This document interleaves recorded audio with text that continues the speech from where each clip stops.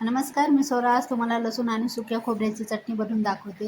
ही चटणी 1 महिना आरामात टिकते, काहीच होणार नाही. फ्रीजमध्ये जर ठेवली तर जास्तच महिने टिकते, 2-3 महिने काहीच होत नाही आणि फ्रीजच्या बाहेरसुद्धा ठेवू शकता. फक्त काळजी घ्यायची, चमच ओला ठेवायचा नाही, पाण्याचा हात लावायचा नाही आणि भरणीसुद्धा छान असली पाहिजे, स्टील किंवा भरणी भरून ठेवतो तेव्हा. आता या ठिकाणी बघा 3 ते 4 अशी गड्डी लसणाची घेतलेली आहे, सोलून घेतला आहे लसूण. आणि इथे आपल्याला सुकं खोबरं लागेल, जेवढं लागेल तेवढं इथे मी वापरते. इथं दाखवण्यासाठी ठेवलं मी, इथं तुम्हाला वाटत असेल जास्त ठेवलंय. आता हे काप करून घेते सुक्या खोबऱ्याची.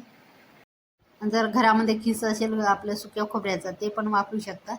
अशा पद्धतीचे काप करून घेते मी आणि हे झटपट होतात असे काप. आणि जर खिसून घ्यायचं असेल तर हात दुखावून घेण्याची गरजच नाही, असे तुकडे करून घ्यायचे झटपट, काहीच होत नाही. आणि इथे मी मुठभर शेंगदाणे वापरते, शेंगदाण्याचा सुद्धा वापर करते.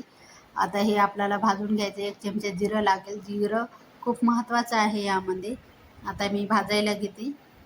आता इथे लोखंडाचा तवा ठेवलेला आहे, लवकर गरम होते आणि भाजल्या पण जाते. आता हे काप अगोदर मी खोबरं भाजून घेणार आहे आणि यामध्ये एकही तेलाचा थेंबाचा वापर करणार नाही, एक सुद्धा थेंब तेलाचा वापरत नाही इथे मी. अख्खी चटणी मी कोरडीच बनवून दाखवते विदाऊट तेलाची. आणि पहा, या ठिकाणी असे काप छान परतून घ्यायचे आहे, असे तपकिरी सोनेरी कलरपर्यंत. खोबरं जास्त करपून घ्यायचे नाही, नाहीतर चव बदलते, त्याच्यामुळे इथे सांगते मी. खोबरं करपून घ्यायचं नाही, इथपर्यंत असं खोबरं भाजून घ्यायचं आहे. आता त्यामध्ये टाकते मी लसण. आता लसण थोडासा वेळ लागतो भाजायला, त्याच्यामुळे मी आता खोबऱ्याच्या नंतर लसण. तुम्ही तुमच्या आवडीप्रमाणे कोणतेही जिनस इथे भाजू शकता. आता आपल्याला लसणाचा वास गेला पाहिजे, कच्चापणा गेला पाहिजे, असं सरेटाने असं जोर देऊन असं हे लसण भाजून घ्यायचं आहे. डाग किती छान पडलेले आहे. आणि इथे पहा, त्यानंतर टाकते यामध्ये शेंगदाणे. शेंगदाणेसुद्धा भाजायला वेळ लागत नाही, त्याच्यामुळे असे छान भाजून घ्यायचे. तुम्हाला जर साल काढायचे असेल तर काढू शकता शेंगदाण्याचे भाजल्यानंतर. आता 1 चमचा जिरं टाकलेलं आहे, गॅस बंद करून टाकायचा आहे. लोखंडाचा तवा असल्यामुळं जिरं भाजायला वेळ लागत नाही आणि हलकंसं भाजून घ्यायचं, करपून घ्यायचं नाही आहे जिरं. आता हे काढून घेते मी एका प्लेटमध्ये. आणि ते पहा, तेलाचा अजिबात वापर केला नाही, सगळं जिनस भाजताना काहीच वापर केला नाही तेलाचा, इथे पाहू शकता तुम्ही. आणि या ठिकाणी मिक्सरचं भांडंसुद्धा कोरडं असलं पाहिजे, फॅनखाली सुकून घ्या ओलं असेल तर. अजिबात पाण्याचा एक पण थेंब नको, अंशसुद्धा नको पाण्याचं, काहीच नको. त्याच्यामुळे नाहीतर काय होतं, मिक्सरचं भांडं असेल तर पाणी आपल्याला ते चटणीमध्ये शोषून जाते, त्याच्यामुळे चटणीसुद्धा टिकत नाही काही महिने. आता चवीप्रमाणे मीठ टाकते यामध्ये. आता इथे 3 ते 4 चमचे लाल तिखट वापरते. आणि तुमच्याकडे काश्मीरी मिरची असेल 1 चमचा कलरसाठी टाकू शकता, गरज पण नाही वाटत, नसेल तरी चालेल. आपलं लाल तिखट प्रत्येकाच्या घरात असते. आणि मिक्सरला हे छान असं फिरून घेतलेलं आहे. मिक्सरला फिरवताना बंद चालू करूनच हे फिरून घ्यायचं, एकदम बारीक करायचं नाही. आणि पाण्याचा सुद्धा अजिबात वापर करायचा नाही. आपण कोरडी चटणी बनवलेली आहे, इथपर्यंत अशी मिक्सरला फिरून घ्यायची.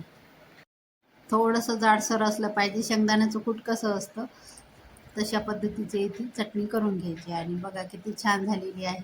इथपर्यंत मिक्सरला फिरून घ्या आणि मस्त 1 महिना काहीच होत नाही. जास्त महिने टिकवायची असेल तर काळजी घ्यायची, पाण्याचा हात किंवा चमचा लागू द्यायची नाही. फ्रीजच्या बाहेरसुद्धा राहते छान.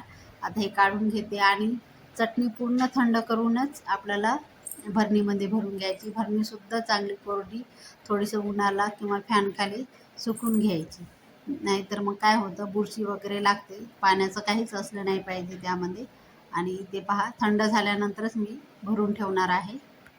आणि या चटणीमध्ये खोबऱ्याचा चांगल्या क्वालिटीचाच वापर करायचा. खोबऱ्याला कोमट कधी कधी वास असतो, पावसाळ्याचे दिवस आहेत त्याच्यामुळे इथे सांगते, चांगल्याच क्वालिटीचं वापरा. आणि काळ्या पाटीचं मस्त अशी चटणी वरण भात चपाती भाकरी प्रवासामध्ये डब्यावर नेण्यासाठी उत्तम पर्याय आहे. करून बघा एकदा. आणि घरामध्ये वडापाव जर बनवला असेल तर वडापावला सुद्धा ही चटणी चालते, मस्त अशी लागते. करून बघा एकदा, नक्कीच आवडेल तुम्हाला. ही रेसिपी आवडली असेल, चटणी आवडली असेल तर लाईक करा, शेअर करा, कमेंट करा, सबस्क्राईब करायला विसरू नका. चॅनलला नवीन असाल तर भेटूया एका नवीन व्हिडिओमध्ये. तोपर्यंत धन्यवाद.